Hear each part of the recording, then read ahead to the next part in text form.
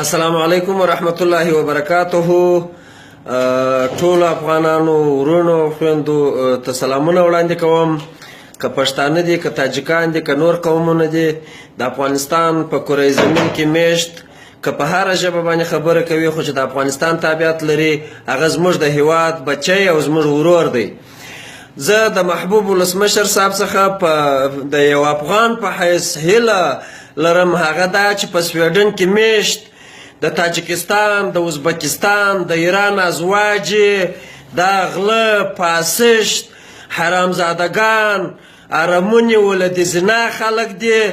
دا د هیواد د وګړو ترمنځ فاصله راوړي. تاسې د دې حرامي خبرې واورئ. هغه وایي چې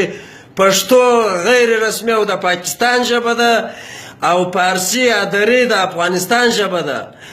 زه درې ته احترام لرم کاملا تاجک ازبک هر قوم ته احترام لرم اما د دغسې مردارخورو ولد زناو نارواو خلکو په مقابل کې که دولت په علني ډول باندې اقدام ونه کړي نو غني بابا دلته د خلکو څخه د هیواد د جوړولو غوښتنه مه کوه. ته ورسه د رباني زوی صلاح الدین رباني ته دا خو ده لېږلي دي دا غله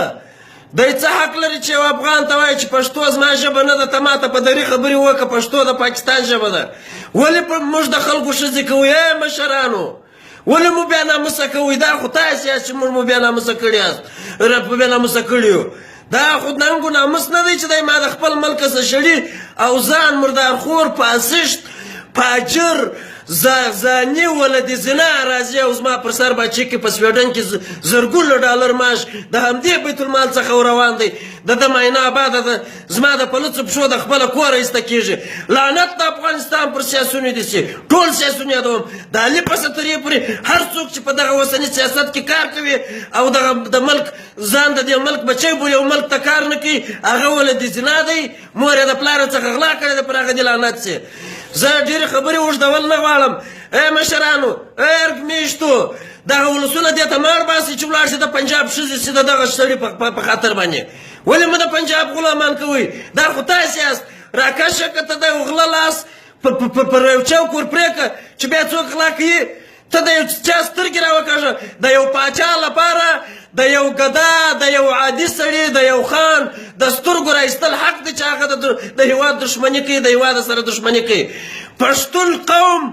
هغه قوم دی چې تر ننه پورې خپل غیرت د لاسه نه دی ورکړی. د پښتنو د قوم مشران بې ننګه او بې غیرته دي. د پښتنو د قوم مشرانو پرتګونه د مرداریو ډک کړي دي او د هغسې پسې زړېږي روان دي. ته په پارلمان کې ناست یې خوله ویته ویته که خو راکشه که دا سړی قانون جوړونکی خو ته وکیل ته یې دا سویډن نه راوله په دا کابل کې محکمه که چې هزاره او تاجک او ازبک او پښتون ټوله عبرت ځینې واخلي بل وخت داسې کار ونه کړي. موږ مو په مړو سترګو دلته کښېنولي یو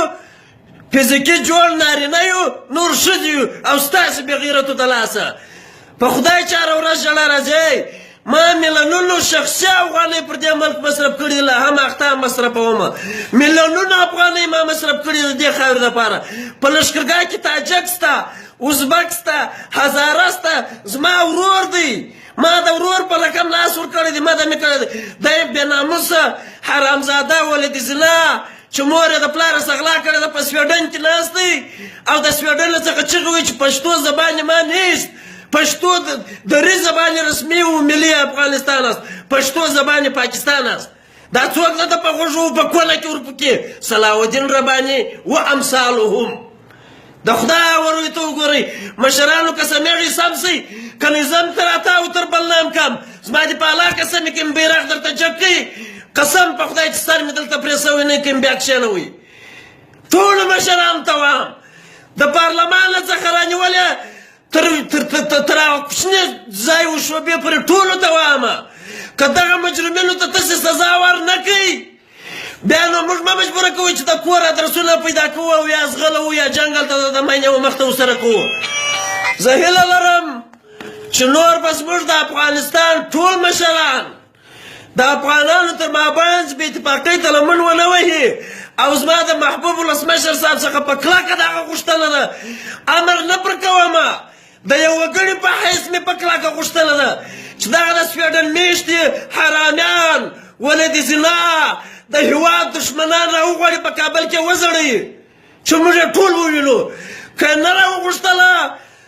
نو فکر نه کوم چې دا کښتۍ به در دې اوبه ووځي دا کښتۍ به بیا خرابه وي